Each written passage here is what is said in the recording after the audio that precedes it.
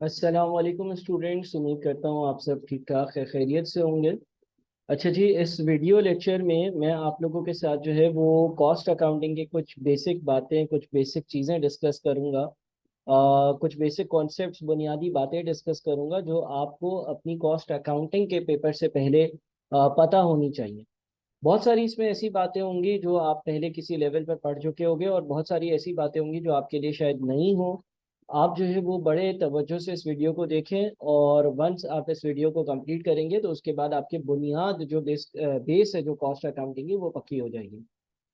इस वीडियो में मैं किसी स्पेसिफिक टॉपिक को डिस्कस नहीं करूंगा, बल्कि कॉस्ट अकाउंटिंग के मुख्तलिफ बुनियादी बेसिक कॉन्सेप्ट जो है वो आपसे डिस्कस करे जा रहे होंगे।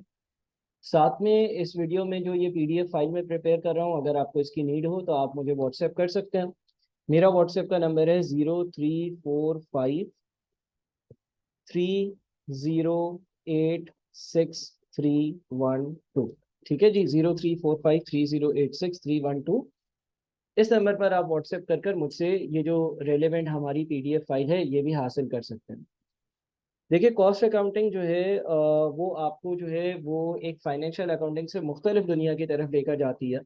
तो पहले तो हम ब्रीफली ये देख लेते हैं कि भाई फाइनेंशियल अकाउंटिंग की जो दुनिया है उसमें और कॉस्ट अकाउंटिंग की जो दुनिया है ना, उसमें बुनियादी क्या फ़र्क है। बुनियादी, अगेन डिटेल वाली बातें बहुत ज़्यादा हैं, लेकिन हम बिल्कुल ही बेसिक बेसिक से डिफरेंसेस जो है उसको यहाँ पर देखते हैं। सबसे पहली बात, जब हम फाइनेंशियल अकाउंटिंग की बात करते हैं ना, तो फाइनेंशियल अकाउंटिंग का मेन पर्पस होता है रिकॉर्डिंग ऑफ ट्रांजैक्शंस।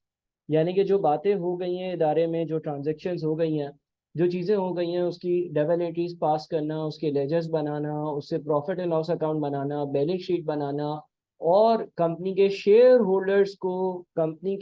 होल्डर्स को मुख्तलिफ बातें बताना, सच एस कि कंपनी ने इस साल कितना प्रॉफिट कमाया, साल के आखिर में कंपनी के पास कितने एसेट्स हैं, कितनी लाइबिलिटीज हैं, कितना कैपिटल है, and so on so forth.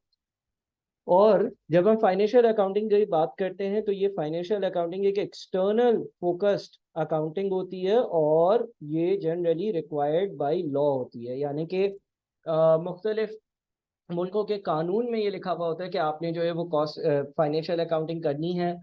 अगर कोई कंपनी लिस्टेड कंपनी है, उसने अपने फाइनेंशियल अकाउंटिंग और रिपोर्टिंग करनी है, उसने जो है वो अपनी बैलेंस शीट वगैरह बनाकर पब्लिकली सबके लिए अवेलेबल करनी है, मौजूद करनी है। और पर्पस फाइनेंशियल अकाउंटिंग का ये होता है कि जो चीज़ें हो गई हैं उसको रिकॉर्ड करना crystal and clear, without any biasness, और लोगों को रिफ्लेक्ट करना, लोगों को बताना। जब हम कॉस्ट अकाउंटिंग की बात करते हैं तो कॉस्ट अकाउंटिंग के मेन जो पर्पज है वो है planning, control and decision making. मैं वापस से रिपीट करूंगा, तीन पिलर्स हैं कॉस्ट अकाउंटिंग के। प्लानिंग, प्लान बनाना, यानी कि हमें अब क्या करना चाहिए, फ्यूचर कैसे हमें कंपनी का चलाना है, कंपनी के लिए कौन से प्रोडक्ट्स को लॉन्च करना है। कंट्रोल, यानी कि खर्चों पर लिमिट कैसे करनी है।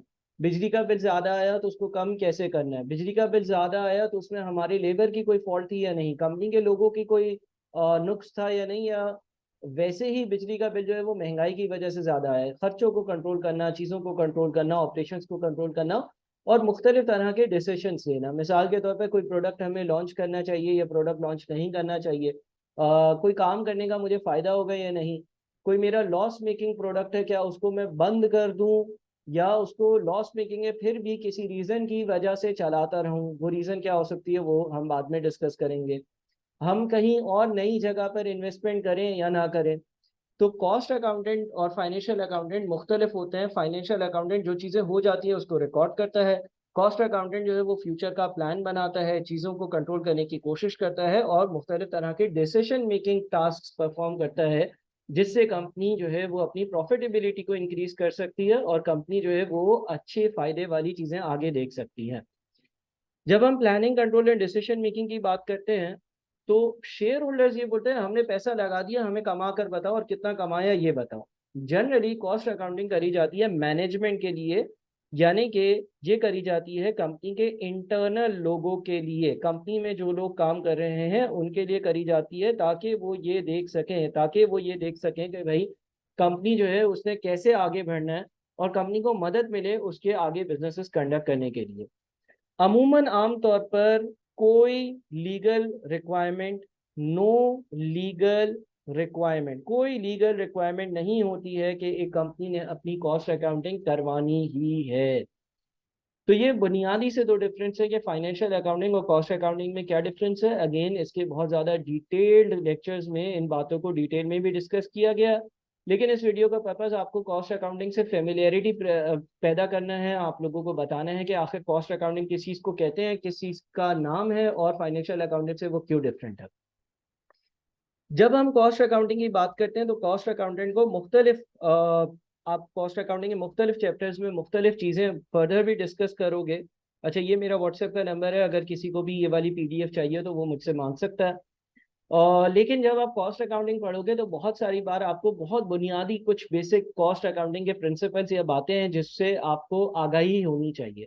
कुछ प्रिंसिपल्स आपने पहले से पढ़े हुए होंगे, कुछ यहाँ पर मैं रिकैप करता हूँ। अगेन मैं ये कहूँगा कि वीडियो का पर्पज़ ये नहीं है कि हम अपना कॉस्ट अकाउंटिंग का कोर्स शुरू कर रहे हैं या हम कोई टॉपिक पढ़ रहे हैं, बल्कि सिर्फ और सिर्फ जो बिल्कुल बुनियादी बेसिक सी टर्म्स हैं उससे आप लोगों को फेमिलियर करना है और चीज़ों को कम से कम टाइम में ज़्यादा से ज़्यादा चीज़ों को रिकॉल करना है। देखिए, अगर हम एक बिजनेस के पर्पस पर आते हैं ना, तो जनरली बिजनेस का एक जो पर्पस होता है वो ये होता है कि वो प्रॉफिट्स कमा सकें, और बिजनेस का प्रॉफिट कैलकुलेट करने के लिए हम बिजनेस के सेल्स रेवेन्यू में से बिजनेस की सारी कॉस्ट्स को माइनस करते हैं। अब हम यहाँ पर ये डिस्कस कर लेते हैं कि आखिर प्रॉफिट क्या है, सेल्स रेवेन्यू क्या है और कॉस्ट किस चीज़ को कहते हैं। तो सबसे पहले हम सेल्स रेवेन्यू की तरफ आ जाते हैं, और सेल्स रेवेन्यू को अगर डिस्कस करा जाए तो जो हमारा सेल्स रेवेन्यू होता है वो कैलकुलेट कैसे होता है जनाब। सेल्स रेवेन्यू कैलकुलेट ऐसे होता है कि हम अपनी सेलिंग प्राइस को मल्टीप्लाई कर देते हैं नंबर ऑफ यूनिट्स सोल्ड से। हम अपनी सेलिंग प्राइस को यूनिट्स सोल्ड से मल्टीप्लाई कर देते हैं। यानी कि आप सेल्स रेवेन्यू का मतलब ये होता है कि भाई आपने एक चीज़ इतने की बेची और मल्टीप्लाइड बाय जितनी भी चीज़ें बेची। इसके लिए एक बेसिक सी एग्जांपल ले लेते हैं। लेट से एक बुक शॉप है, और उस बुक शॉप की अगर हम एग्जांपल लेते हैं ना, तो उस बुक शॉप का मेन जो कारोबार होगा वो स्टेशनरी बेचना होगा, बुक्स बेचना होगा, रजिस्टर्स बेचना होगा। तो इसमें से किसी भी एक प्रोडक्ट को हम पिक कर लेते हैं अपनी चीज़ें आसान रखने के लिए। फॉर एग्जाम्पल लेट से हम बुक शॉप पे बात कर लेते हैं बुक्स की। लेट से ये बुक शॉप वाला एक किताब, एक सिंगल यूनिट जो बेचता है वो 500 रुपये में बेचता है। तो हम कहेंगे कि भाई ये जो बुक शॉप वाला है ना, जो सेलिंग प्राइस चार्ज करता है, जो अपनी बुक्स की सेलिंग प्राइस चार्ज करता है, वो सेलिंग प्राइस कितनी है? वो सेलिंग प्राइस है ₹500। 500 रुपये की सेलिंग प्राइस है जो ये बुक शॉप वाला चार्ज करता है, यानी कि 500 रुपये की एक किताब बेचता है, एक बुक बेचता है। अब एज्यूम कर लो कि ये बुक शॉप वाला जो है वो पूरा दिन कारोबार कर कर 10 किताबें बेच पाता है। देखिए, सेलिंग प्राइस की टर्म क्या है? सेलिंग प्राइस की टर्म आपको डिनोट करती है कि एक चीज कितने की बिक रही है। सेलिंग प्राइस का मतलब होता है एक यूनिट कितने का बिक रहा है। सेलिंग प्राइस का मतलब होता है एक चीज कितने की बिक रही है। सेलिंग प्राइस का मतलब होता है एक यूनिट कितने का बिक रहा है। अब लेट से पूरे दिन इसने बिजनेस किया, कारोबार कर कर इसने 10 किताबें बेची। तो इसका जो सेल्स रेवेन्यू होगा ना, इसका जो सेल्स रेवेन्यू होगा वो होगा सेलिंग प्राइस जो कि 500 रुपये है, मल्टीप्लाइड बाई यूनिट्स सोल्ड जो कि 10 हैं। यानी कि हम कहेंगे कि इस बुक शॉप का जो सेल्स रेवेन्यू है वो 5,000 है। इस बुक शॉप का जो सेल्स रेवेन्यू है वो 5,000 है। सेल्स रेवेन्यू और सेलिंग प्राइस की टर्म में डिफरेंस समझें। सेलिंग प्राइस होती है एक सिंगल यूनिट की, और सेल्स रेवेन्यू सारे यूनिट्स हमने कितने रुपए में बेचे। अगर मैं एक चीज 500 रुपए की बेच रहा हूं तो हम कहेंगे सेलिंग प्राइस 500 है। अगर मैं पूरे दिन में 10 चीजें बेच रहा हूं तो मैं कहूंगा कि मेरा सेल्स रेवेन्यू 500 मल्टीप्लाइड बाई 10 यानी कि 5,000 रुपए है। ठीक है जी, बात समझ में आ रही है? तो आपके पास सेल्स रेवेन्यू की टर्म सारे यूनिट्स के लिए होती है और सेलिंग प्राइस की टर्म एक यूनिट के लिए होती है। अब हमने ये एज्यूम किया कि भाई ये एक पूरे दिन में इस बुक शॉप वाले ने कारोबार किया, और कारोबार करके उसने 10 किताबें बेची, एक किताब 500 की बेचता है, तो इसका सेल्स रेवेन्यू 5,000 रुपये हो जाएगा। ये कहलाता है सेल्स रेवेन्यू। फिर हम आ जाते हैं कॉस्ट पर। अच्छा, अब कॉस्ट बहुत सारी तरह की हो सकती है जिसको मुझे डिटेल में डिस्कस करूंगा मैं अभी। लेकिन अगर मैं इस बुक शॉप वाले की बात कर लूँ तो इसकी क्या क्या कॉस्ट होंगी। सबसे पहले तो इसकी एक कॉस्ट प्राइस होगी। कॉस्ट प्राइस क्या होती है सर? देखें, अगर ये 500 रुपए की किताब बेच रहा है तो वो जो 500 रुपए की किताब इसने बेची है ये इसने खुद भी कहीं से खरीदी होगी, 300 में, 200 में, 250 में, 400 में। तो जितने की ये चीज इसने खरीदी होगी जो ये बेच रहा है वो कॉस्ट प्राइस कहलाएगी। आई रिपीट, जितने रुपए की ये जो इसने चीज ये खरीद रहा है जो आपको बेच रहा है, तो इसने जितने की खरीदी होगी वो कॉस्ट प्राइस। इसके अलावा ऑब्वियसली इसकी दुकान का किराया होगा। तो रेंट का एक्सपेंस हो सकता है, इलेक्ट्रिसिटी का एक्सपेंस हो सकता है, इलेक्ट्रिसिटी का एक्सपेंस हो सकता है। अच्छा, हो सकता है कि हमने जो है ना वो अपनी दुकान पर कोई बंदा रखा हो जो कमीशन पर काम करता है, और उसको हम एक स्पेसिफिक कमीशन दे रहे हैं अपनी शॉप पर काम करने का, या उसको हम जो है वो कोई सैलरी दे रहे हैं, कोई वेजेस दे रहे हैं, कोई तनख्वाह दे रहे हैं, इस तरह का खर्चा हो सकता है। तो कहने का मकसद ये कि जब कोई कारोबार किया जाता है तो आपकी मुख्तलिफ तरह की कॉस्ट भी इनकर होती हैं, एक्सपेंसेस भी इनकर होते हैं, आपके मुख्तलिफ तरह के खर्चे भी होते हैं, सच एज कॉस्ट प्राइस है, रेंट है, इलेक्ट्रिसिटी है, वेजेस का खर्चा है, सैलरी का खर्चा है, कमीशन पे कर दिया, चाय पानी का खर्चा हो गया, गैस का बिल हो गया, बहुत सारे मुख्तलिफ खर्चे हो सकते हैं। तो जो आपको कस्टमर से पैसा मिलता है वो आपका मुनाफा नहीं होता, बल्कि आपको कस्टमर से, देखो इस बुक शॉप वाले ने एक किताब 500 की बेची, 10 किताबें बेची तो 5,000 मिले। अब एज्यूम कर लो कि इसके कुल मिलाकर जो खर्चे हैं ना, जो टोटल इसके खर्चे हैं वो 3,000 रुपए के, टोटल इसके खर्चे 3,000 रुपए के। तो इसका जो प्रॉफिट होगा यानी कि इसका जो मुनाफा होगा, यानी कि जो इसने नेट कमाया, यानी कि जो इसके सेल्स रेवेन्यू में से सारे खर्चे हटाकर इसके हाथ में बच गया, वो अमाउंट 5,000 नहीं होगा, बल्कि वो अमाउंट 5,000 माइनस 3,000, 5,000 माइनस 3,000, 5,000 माइनस 3,000, यानी कि 2,000 रुपये होगा। आई होप कि ये बात आप लोगों को समझ में आ रही होगी कि अगर मैंने 5,000 रुपये की चीज़ें बेची हैं और उन 5,000 रुपये में की जो चीज़ें मैंने बेची, वो चीज़ें अगर मुझे 3,000 रुपये की पड़ी हैं या 3,000 रुपये के मुख्तलिफ तरह के खर्चे हुए हैं, तो मुझे जो बचत हुई है, जो नेट बचत मुझे हो रही है, वो नेट बचत मेरी 5,000 रुपये नहीं है, बल्कि 5,000 माइनस 3,000, यानी कि सिर्फ और सिर्फ 2,000 रुपये है जो मेरे जेब में मुझे बचे हैं, जो प्योर प्रॉफिट या मुनाफा कहलाएगा। तो अब यहाँ पर हम टर्म्स को रिकॉल करते हैं। Number one, profit. प्रॉफिट क्या है? सेल्स रेवेन्यू और कॉस्ट का डिफरेंस। सेल्स रेवेन्यू क्या है? Selling price multiplied by unit. Sales revenue यानी कि टोटल समझ लो कि कस्टमर से जो पैसा आया। कॉस्ट मतलब खर्चे जितने भी हैं, और खर्चों की अगर हम बात करें तो खर्चे मुख्तलिफ तरह के हैं। खर्चों की कुछ लिस्ट बना दी मैंने। कॉस्ट प्राइस हो सकती है, रेंट हो सकता है, इलेक्ट्रिसिटी का बिल हो सकता है, वेजेस हो सकती है। तो इस तरह से कंपनी का प्रॉफिट आ जाता है। अच्छा, फिर हम कॉस्ट की डिटेल्स में जाते हैं। ऑल्दो कॉस्ट की मुख्तलिफ टाइप्स है और उनको डिटेल में मुख्तलिफ लेक्चर्स में भी डिस्कस किया गया है, लेकिन यहाँ पर मैं फर्दर इनको डिस्कस करना चाहूँगा। और क्योंकि अभी मेरा मकसद ये कि आपकी कॉस्टिंग की बुनियाद बनाई जाए, तो जब हम कॉस्ट की टाइप्स की बात करते हैं ना, तो खर्चों की मुख्तलिफ टाइप्स होती हैं। सर वो क्या टाइप्स होती है? नंबर वन, पहली टाइप कहलाती है आपकी खर्चों की वेरिएबल कॉस्ट। खर्चों की पहली टाइप कहलाती है वेरिएबल कॉस्ट। नंबर टू, खर्चों की जो दूसरी टाइप कहलाती है, वो कहलाती है फिक्स कॉस्ट। खर्चों की जो दूसरी टाइप कहलाती है वो कहलाती है फिक्स कॉस्ट। नंबर थ्री, खर्चों की जो तीसरी टाइप कहलाती है वो कहलाती है सेमी वेरिएबल कॉस्ट। खर्चों की जो तीसरी टाइप कहलाती है वो कहलाती है सेमी वेरिएबल कॉस्ट। नंबर चार, खर्चों की जो चौथी टाइप कहलाती है वो कहलाती है step fix cost. Number four, जो खर्चों की चौथी टाइप कहलाती है वो कहलाती है स्टेप फिक्स कॉस्ट। आपको इन चार तरह की कॉस्ट के बारे में अपने कॉस्टिंग के पेपर के लिए मालूम होना चाहिए। अगर आपने पहले पढ़ा है तो रिवाइज कर लें, और नहीं पढ़ा तो मेरे साथ साथ यहाँ पर क्विकली इसको समझ लें, कम से कम टाइम में ज़्यादा से ज़्यादा कवरेज कर लें। देखिए, जब हम बात करते हैं हमने वेरिएबल कॉस्ट की, तो वेरिएबल कॉस्ट क्या होती है? वेरिएबल कॉस्ट वो कॉस्ट होती है, a cost that keeps changing, a cost that keeps changing, a cost that keeps changing with with level with level of activity. A cost that keeps changing with level of activity. A cost that keeps changing with level of activity. जब हम fix cost की बात करते हैं तो हम कहते हैं a cost that does not change, a cost that does not change with level of activity. पहले हम इन दो चीजों को समझ लेते हैं कि हमारी वेरिएबल कॉस्ट क्या है और हमारी फिक्स कॉस्ट क्या है। वेरिएबल कॉस्ट के बारे में मैंने लिखा कि a cost that keeps changing with level of activity. कोई एक ऐसा खर्चा हो, कोई एक ऐसे एक्सपेंस हो, कोई ऐसा मैंने खर्चा किया हो जो लेवल ऑफ एक्टिविटी के साथ चेंज होता रहे, इंक्रीज डिक्रीज होता रहे। ज्यादा काम करूं तो ज्यादा हो और कम काम करूं तो कम हो। इसको हम इसकी मिसाल से समझते हैं।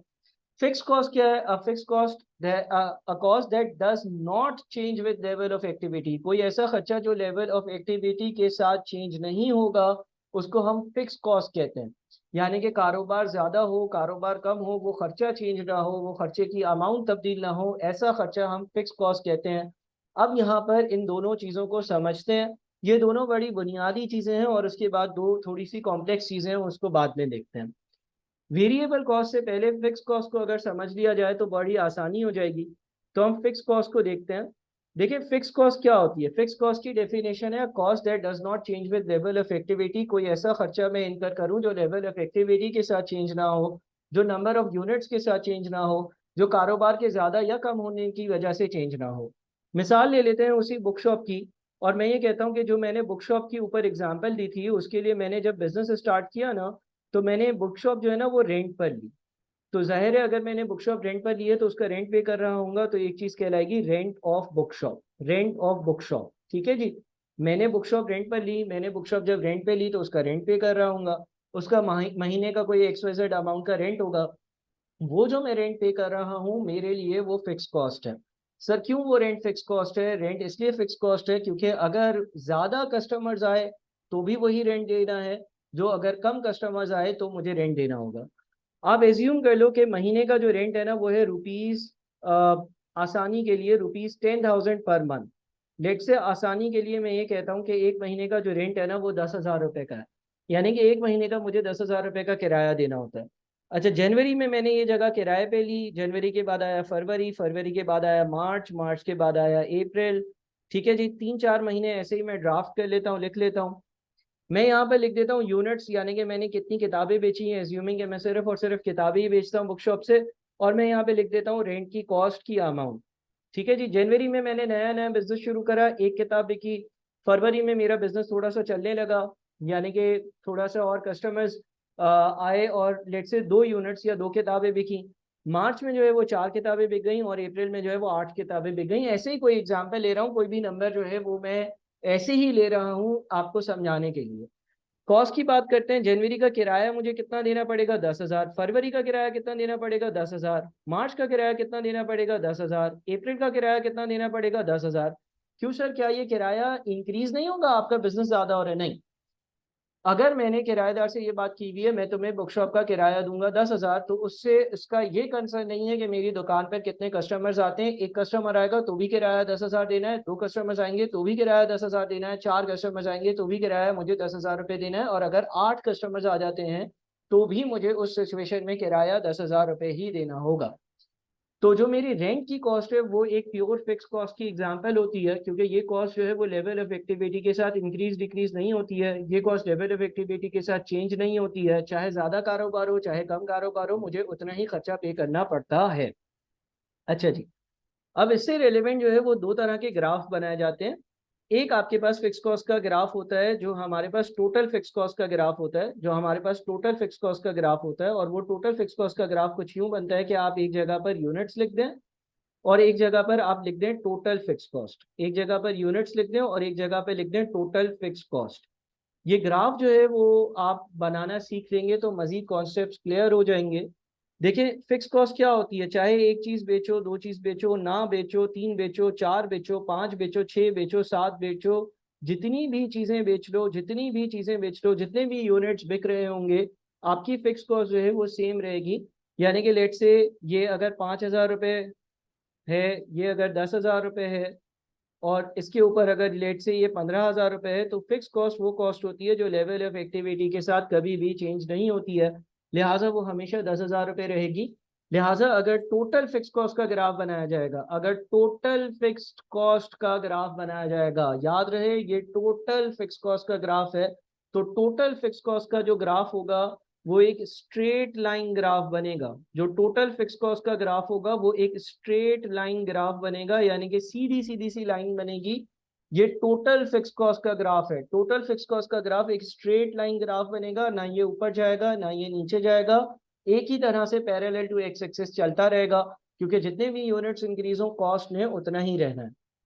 इसके अलावा एक और काम ये भी हो सकता है कि हम fix cost per unit calculate करें। फिक्स कॉस्ट पर यूनिट का क्या मतलब है सर? देखिए अगर ये यूनिट्स हैं, अगर ये ए है और अगर ये कॉस्ट है यानी कि ये बी है, तो हम सी कैलकुलेट कर रहे हैं। और सी कैसे कैलकुलेट करें? B divided by A, B divided by A. तो fix cost per unit calculate होगी 10,000 डिवाइडेड बाई 1 यानी कि 10,000। उसके बाद 10,000 डिवाइडेड बाई 2 यानी कि 5,000। उसके बाद 10,000 डिवाइडेड बाई 4 यानी कि हो जाएगा ये 2,500।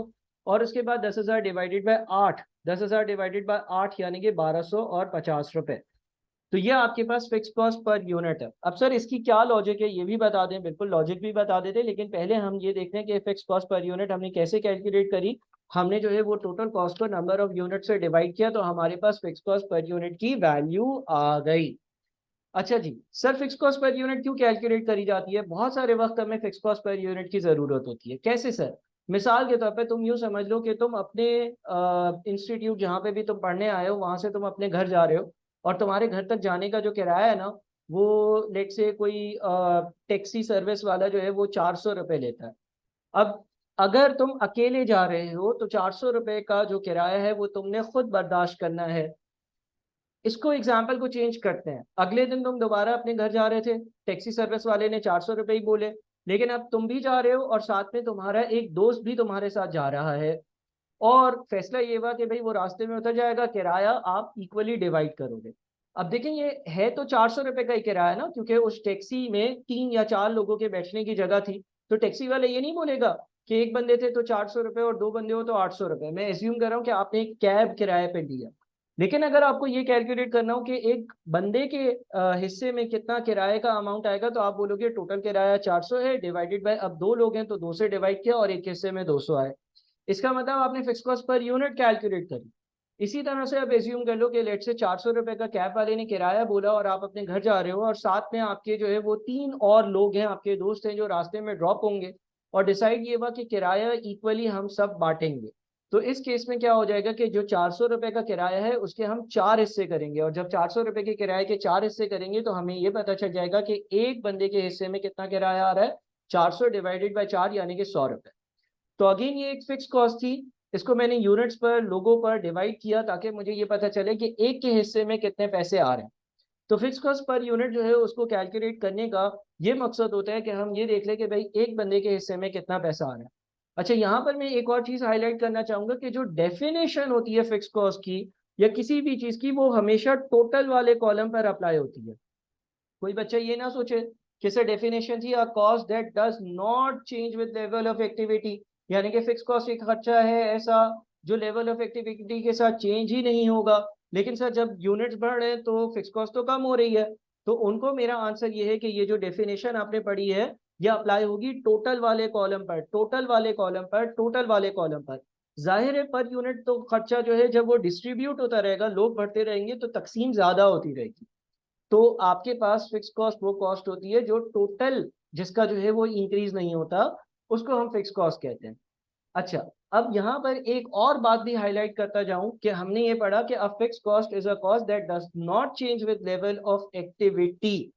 लेवल ऑफ एक्टिविटी का मतलब है नंबर ऑफ यूनिट्स, या टैक्सी सर्विस के एग्जाम्पल में नंबर ऑफ लोग।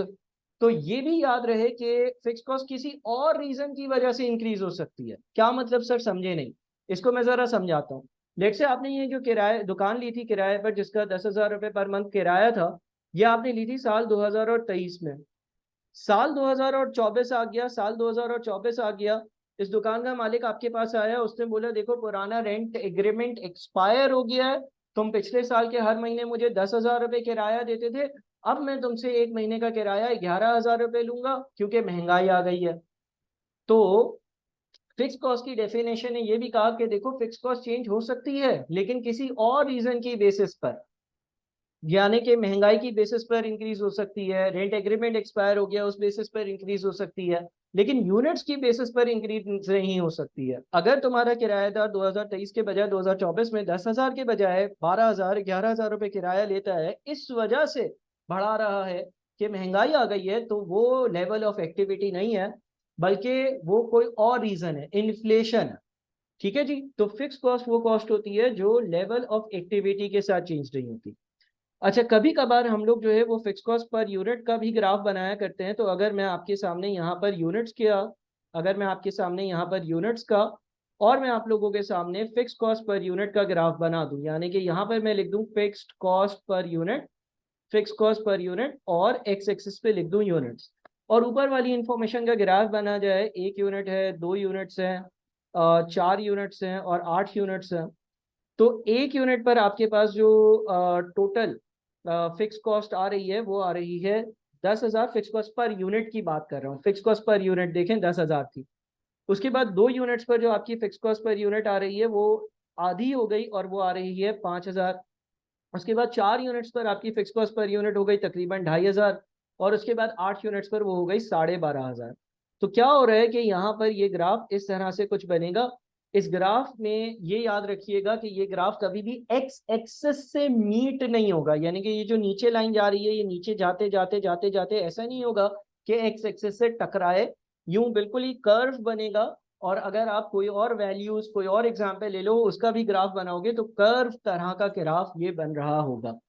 तो यहाँ पर हमने डिस्कस की अपनी पहली टाइप कॉस्ट की जो कहलाती है फिक्स कॉस्ट। अब हम आते हैं दूसरी टाइप पर, और दूसरी टाइप हमारी जो है वो कंपैरेटिवली आसान है, जिसको हम कहते हैं अपनी वेरिएबल कॉस्ट।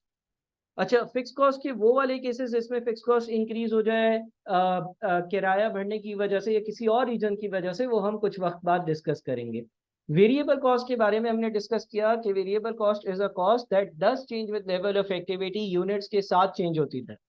मिसाल के तौर पर लेट से हम ये कह सकते हैं कि एक कार मैन्युफैक्चरिंग प्लांट है। मिसाल के तौर पर लेट से एक कार मैन्युफैक्चरिंग प्लांट है और उस कार मैन्युफैक्चरिंग प्लांट पर कार्स बनती हैं, उस कार मैन्युफैक्चरिंग प्लांट पर कार्स बनती हैं, गाड़ियां बनती हैं, गाड़ियां तैयार होती हैं। अब लेट से हर गाड़ी में टायर्स लगते हैं, हर गाड़ी में टायर्स लगते हैं, और लेट से हम एज्यूम कर लेते हैं कि एक गाड़ी में 20,000 रुपए के टायर्स लगते हैं। अब मैं यहाँ पर कुछ ऐसे ही एग्जाम्पल लेता हूँ। जनवरी लिख दिया, फरवरी लिख दिया, मार्च लिख दिया, अप्रैल लिख दिया, कुछ महीने मैंने लिख दिए। यहाँ पर मैंने यूनिट्स लिख दिए, यूनिट्स में मैंने जो है वो जनवरी में 1 यूनिट लिख दिया, फरवरी में 2 लिख दिए, मार्च में ऐसे ही 4 लिख दिए और अप्रैल में 8 लिख दिए। यहाँ पर मैंने लिख दिया variable cost per unit, variable cost per unit, variable cost per unit, यानी कि एक यूनिट पर कितना खर्चा होता है। और साथ में मैंने यहाँ पे लिख दिया टोटल वेरिएबल कॉस्ट, साथ में मैंने यहाँ पे लिख दिया टोटल वेरिएबल कॉस्ट, साथ में मैंने यहाँ पे लिख दिया टोटल वेरिएबल कॉस्ट।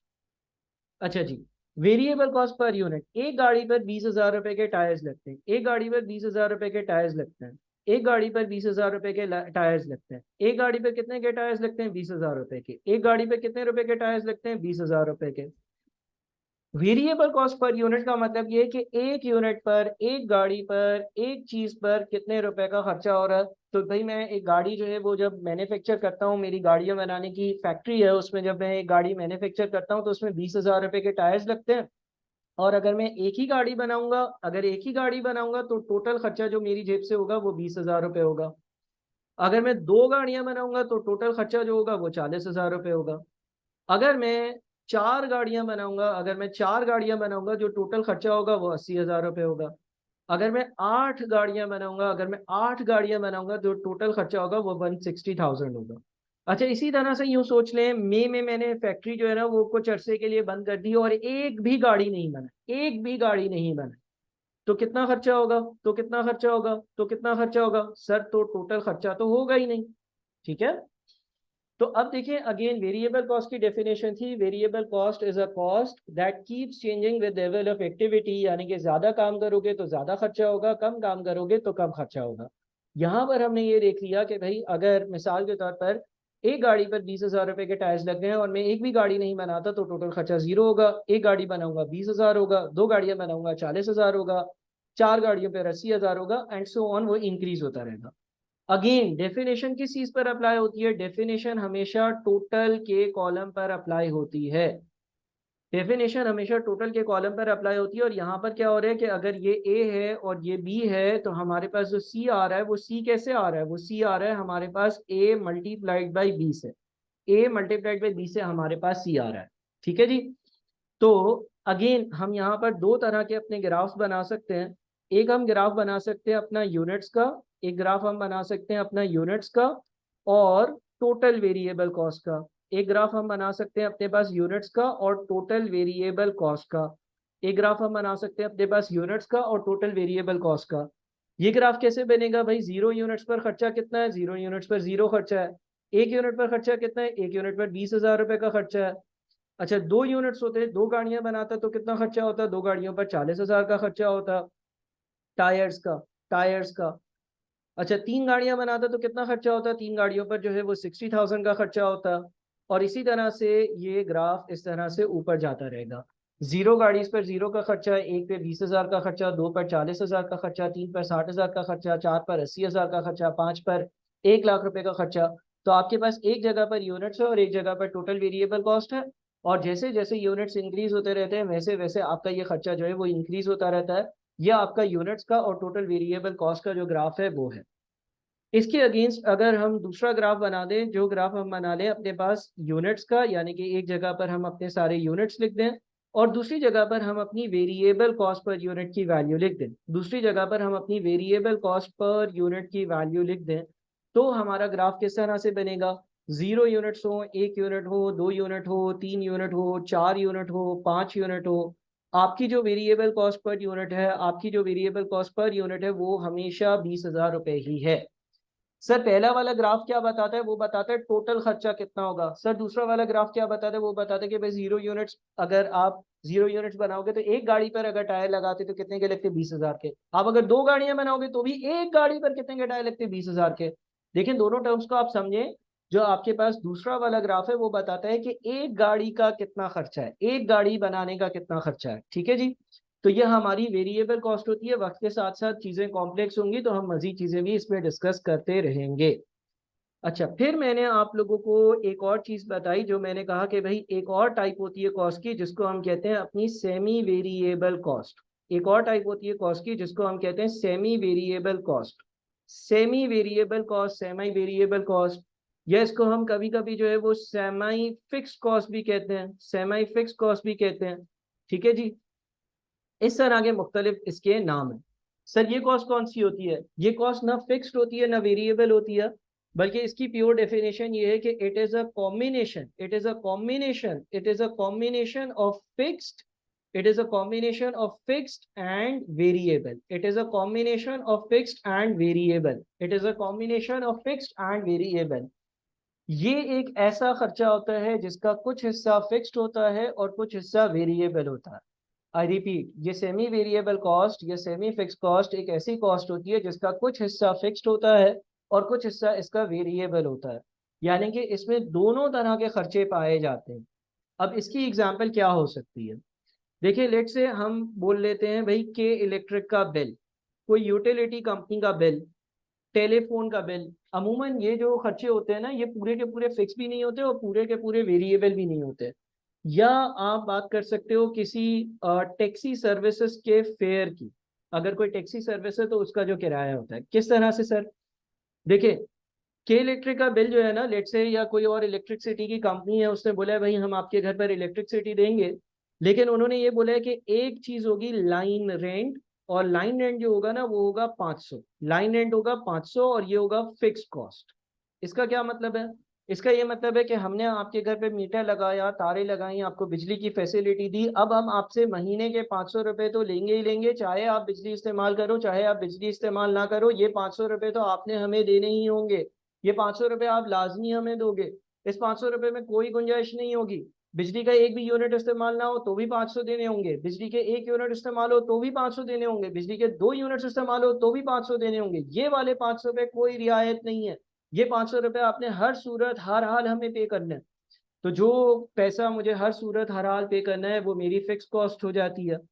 साथ में इस बिजली की कंपनी ने ये बोला हम आपसे पर यूनिट बिजली के 1 यूनिट का 40 रुपया भी लेंगे, 40 रुपए पर यूनिट, 40 रुपए पर यूनिट। ये क्या है? ये है वेरिएबल कॉस्ट पर यूनिट। इसका क्या मतलब है? इसका ये मतलब है तुम बिजली चलाओगे तो बिल बढ़ता जाएगा, ऐसा भी नहीं है कि 500 दिए और बस बिजली चलाते रहो। उसने ये बोला कि जब तुम्हारे घर पर बिल आएगा तो बिल में एक हिस्सा होगा फिक्स वाला 500 रुपए, वो तो तुमने देना ही है, वो इस बात का है कि तुम्हारे घर पर बिजली चलाने की फैसिलिटी है। दूसरा तुम्हारे पास एक खर्चा है जो 40 रुपए फी यूनिट है, जितने बिजली के यूनिट ज्यादा इस्तेमाल करोगे उतना ये खर्चा इंक्रीज होता रहेगा। अब अगर मैं यहाँ पर यूनिट्स लिखूं, अगर मैं यहाँ पर यूनिट्स लिखूं और यहाँ पर मैं कॉस्ट लिख दूं, यूनिट्स और कॉस्ट लिख दूं, और मैं यहाँ पर मंथ लिख दूं जनवरी, फरवरी, मार्च, 3 महीने लिख देता हूँ। ठीक है जी। तो लेट से जनवरी में मैंने बिजली इस्तेमाल ही नहीं करी, बिजली इस्तेमाल ही नहीं करी, लेकिन मीटर लगवा लिया है, लेकिन लाइन लगवा ली है, तो के इलेक्ट्रिक ने बोला भाई 500 रुपए तो आपने देने ही देने हैं, जमा आपने 0 बिजली के यूनिट्स इस्तेमाल करे 40 रुपए वाले, तो वेरिएबल हिस्सा तो कोई नहीं है आपका।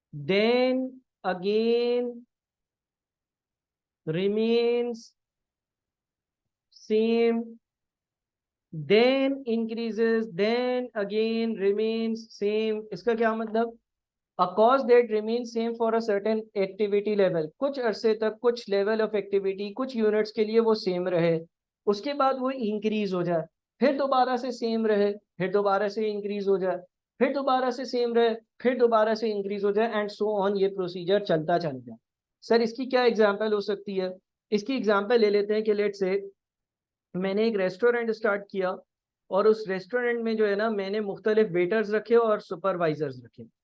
वेटर्स का काम ये था कि वो कस्टमर्स को सर्व करें, और सुपरवाइजर्स का ये काम था कि वो ये देखते रहें कि वेटर्स जो है वो सही से काम कर रहे हैं या काम नहीं कर रहे हैं। तो लेट से मैंने सुपरवाइजर रखा, एक सुपरवाइजर रखा, और मैंने जब सुपरवाइजर रखा ना, तो सुपरवाइजर ने बोला भाई मेरी तनख्वाह जो होगी ना वो 40,000 रुपये होगी पर मंथ। मेरी तनख्वाह जो होगी ना वो होगी 40,000 रुपये पर मंथ, और आप वेटर्स रखो, मैं वेटर्स कैसे काम कर रहे हैं, सही काम कर रहे हैं या नहीं, इस चीज़ को देखूंगा। तो मैंने रेस्टोरेंट स्टार्ट किया, मैंने कुछ वेटर्स रखे, ठीक है जी। शुरू में एक भी वेटर नहीं था, शुरू में एक भी वेटर नहीं था। क्या सुपरवाइजर मुझसे पैसे लेगा? क्या सुपरवाइजर मुझसे पैसे लेगा? बिल्कुल वो ये कहेगा कि भाई मैं तो वेटर्स को सुपरवाइज करने के लिए हूँ, मैंने आपसे बात की है, मैं आपसे 40,000 रुपये लूंगा एक महीने के, तो वो तो आप मुझे दें। फिर मैंने एक वेटर रख लिया, उससे बोला ठीक है मैं ये काम सही कर रहे हैं या नहीं ये देख रहा हूँ, तो उसने 40,000 रुपये लिए। कुछ अरसे बाद मेरा रेस्टोरेंट और ग्रो हुआ, मैंने दो वेटर्स रखी है, इसने बोला ठीक है मैंने आपसे बात करी हुई है, मैं वेटर्स को देखूंगा वो काम सही कर रहे हैं नहीं, मैं इन दोनों वेटर्स को देखूंगा ये काम कर रहे हैं सही या नहीं, मैं 40,000 रुपये तनख्वाह लेता हूँ। फिर तीन वेटर्स हो गए, इससे बोला ठीक है मैं ये देखता रहूंगा कि ये तीनों वेटर सही काम कर रहे हैं या नहीं, और मेरी तनख्वाह 40,000 रुपये, और मैं इन तीनों का काम देखता रहूंगा। फिर मैंने एक और वेटर रखा, अब इसने बोला भाई मेरी एक कैपेसिटी रीच हो गई है, जाहिर है मैं वेटर्स का काम देखने के लिए यहाँ पर रखा गया हूँ, और वेटर सही काम कर रहे हैं या नहीं ये मुझे देखना है। एक वेटर, दो वेटर या तीन वेटर तक तो ठीक था, मैंने देख लिया कि वो सही काम कर रहे हैं या नहीं। अलबत्ता अब चार वेटर्स हो गए, लिहाजा अब ये मेरे अकेले का काम नहीं है, ये मेरे अकेले का काम नहीं है, आप बराए मेहरबानी एक और सुपरवाइजर मेरे साथ रखो, ताकि हम दोनों मिलकर इन लोगों का काम देखें। तो अब मेरे सुपरवाइजर का खर्चा 40,000 से डायरेक्टली 80,000 पर चला गया। मेरे सुपरवाइजर का खर्चा डायरेक्टली 40,000 से 80,000 पर चला गया। अब चार वेटर्स, पांच वेटर्स, छह वेटर तक ये खर्चा 80,000 रुपये रहा, 80,000 रुपये रहा, 80,000 रुपये रहा, क्योंकि मेरे पास दो सुपरवाइजर्स थे, एक सुपरवाइजर की तनख्वाह एज्यूम कर रहा हूँ कि 40,000 रुपये। फिर सात वेटर्स हो गए, तो इन दोनों ने मुझे बोला कि अब आप एक और सुपरवाइजर रखें, वो एक और सुपरवाइजर रखा, तो मेरा खर्चा जो है वो 80 से 1,20,000 पर चला गया। अब तीन सुपरवाइजर्स हैं, आठ वेटर्स हुए तो भी 1,20,000 का खर्चा है, और नौ वेटर्स हो गए तो भी मेरे पास 1,20,000 रुपये का खर्चा है। ठीक है जी।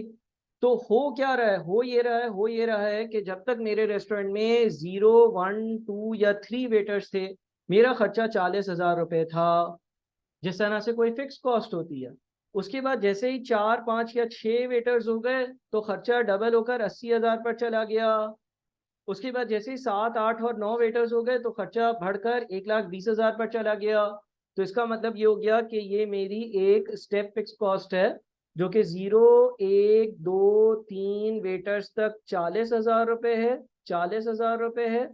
उसके बाद अचानक से जम कर कर चार लोगों पर, पांच लोगों पर, छह वेटर्स पर 80,000 हो गई, 80,000 हो गई, 80,000 हो गई।